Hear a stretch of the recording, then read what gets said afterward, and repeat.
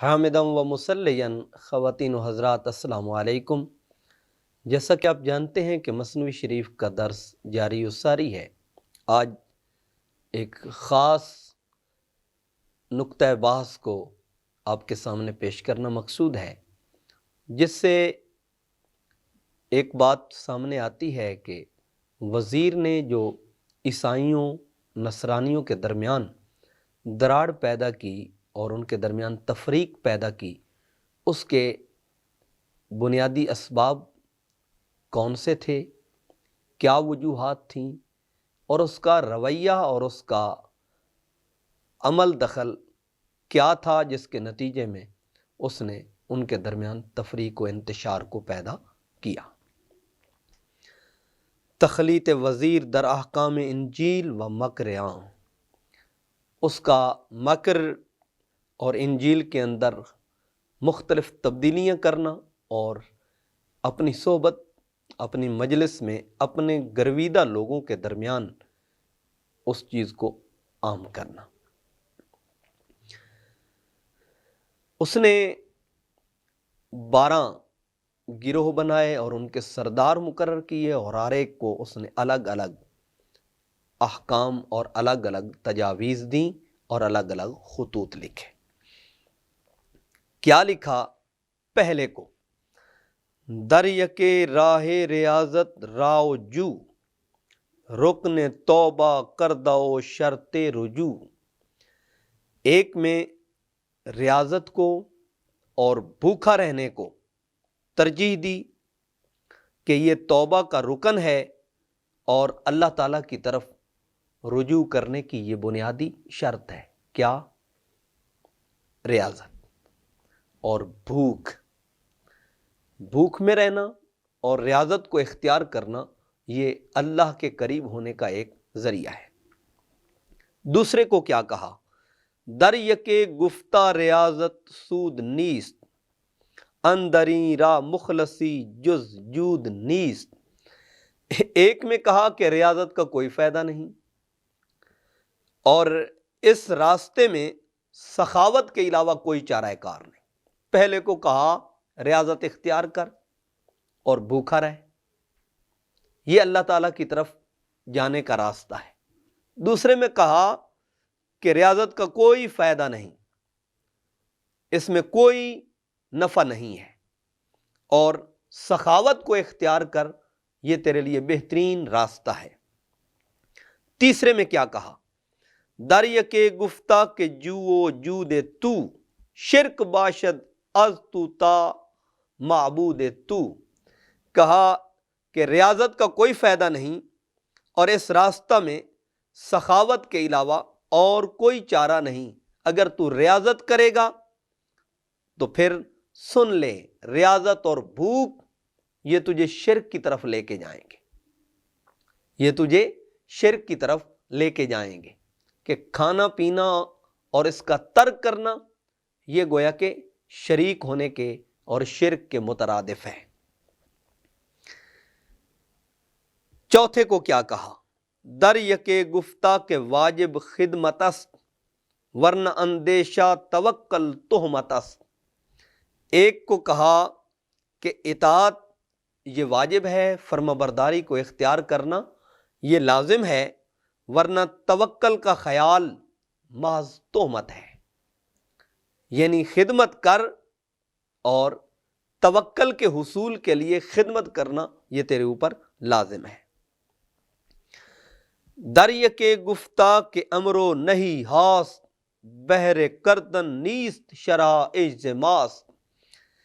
ایک میں کہا کہ کرنے نہ کرنے کے جو حکم ہیں یہ بجاوری کے لیے نہیں، یہ ہمارے عجز کی تفصیل ہے۔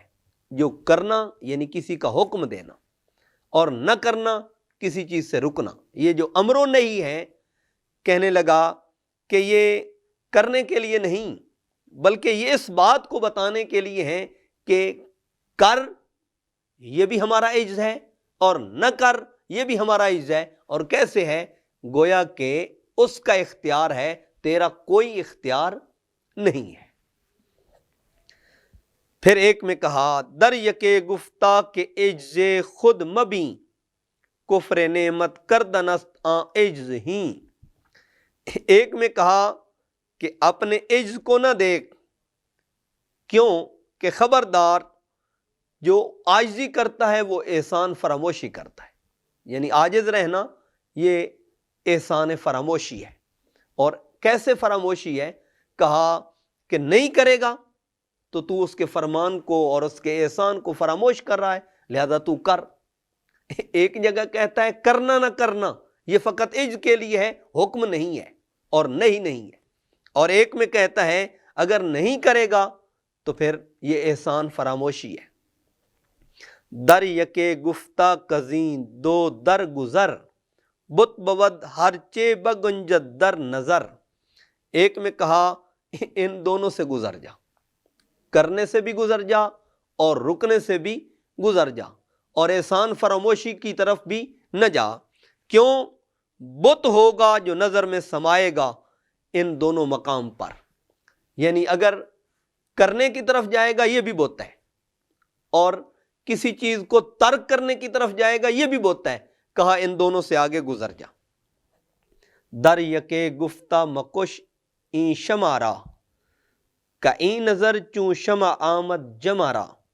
ایک میں کہا عقل کی اس شمع کو نہ بجھا بلکہ عقل کے راستے پہ چل، اس لیے کہ یہ غور و فکر شمع محفل ہے. یہ غور و فکر کرنا یہ شمع محفل ہے، لہذا تو فقط عقل سے کام لے اور عقل کی پیروی کر. در یکے گفتہ بکش با کے مدار تا عوض بینی یکے با صد ہزار. ایک کو کہا کہ عقل کے پروانے کو اور عقل کی شمع کو بجھا دے، عقل کو چھوڑ. یہ عقل کے پیچھے کیوں لگا ہوا ہے؟ تاکہ ایک کے بدلے میں تو لاکھوں پائے، لہذا عقل کی پیروی نہ کر. کسی کو کہا عقل کے پیچھے چلنا، کسی کو کہا خبردار عقل کے پیچھے نہیں جانا. در یکے گفتہ کے آپخ داد حق بر تشیریں کر در ایجاد حق. ایک میں کہا جو کچھ اللہ تعالیٰ نے تجھے عطا کیا ہے وہ آفرینش کے وقت اللہ نے تیرے لیے شیریں کر دیا. جب تجھے دیا تو تیرے لیے میٹھا ہے، تو اسے استعمال کر. تیرے لیے شیریں ہے، تو اسے اختیار کر. در یکے گفتہ کہ بگزر زان خود کان قبول طبع تو ردست و بد. کہا اپنی ملکیت سے دستبردار ہو جا. جو تیری ملکیت ہے وہ تیری نہیں ہے، بس اس سے دستبردار ہو جا، اس لیے کہ تیری مرغوب طبع چیز مردود اور بری ہے. جس کو تو پسند کرتا ہے اس کو نہ لے، جو تیرے جی میں آئے اس کو چھوڑ دے، کیونکہ وہ مردار بھی ہے اور بری بھی ہے. در یکے گفتہ کے استاد طلب عاقبت بینی نیابی در حسب. ایک میں کہا کہ کسی ماہر استاد کو طلب کر، کیونکہ ماذ شرافت ذاتی سے تجھے عاقبت اندیشی حاصل نہیں ہو سکتی، لہذا تجھ پر لازم ہے کہ کسی ماہر اور حاذق استاد کو طلب کر.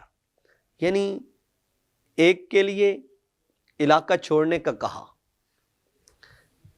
ایک کے لیے جو اس کے تصرف میں کھانے پینے کو یا رہنے سہنے کو اللہ نے دیا ہے، کہا اس سے دستبردار ہو جا. ایک کو کہا عقل کی کسی صورت میں بھی تابع داری نہ کر. ایک کو کہا فقط عقل کے پیچھے چل. ایک کو کہا کہنا نہ کہنا، یعنی امر اور نہیں، ان دونوں سے آگے گزر جا. ایک کو کہا کہ اگر کسی مقام پہ امر میں یا نہیں میں تو رکتا ہے تو یہ احسان فراموشی ہے. ایک کو کہا یہ حکم اور نہیں کرنے نہ کرنے کے لیے نہیں ہے. ایک کو کہا ریاضت کا کوئی فائدہ نہیں ہے. ایک کو کہا ریاضت میں فقط سخاوت ہے. ایک کو کہا ریاضت اختیار کر، کیونکہ بھوکا رہنا یہ بندے کو اللہ تعالیٰ کے قریب کر دیتا ہے.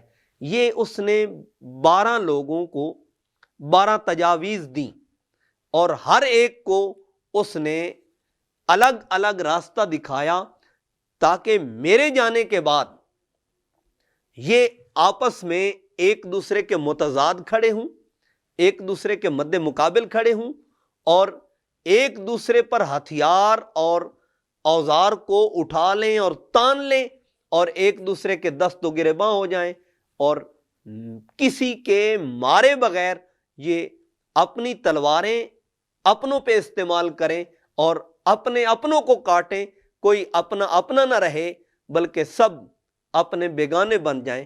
اس نے یہ طریق اختیار کیا۔ آگے مولانا روم صاحب فرماتے ہیں، ہر یکے قول است زد یک دیگر، چوں یکے باشد بگو زہر و شکر۔ فرمایا ہر ایک کا قول جو اس نے تجویز کیا وہ دوسرے کے قول کی ضد تھا، وہ دوسرے کے مخالف تھا۔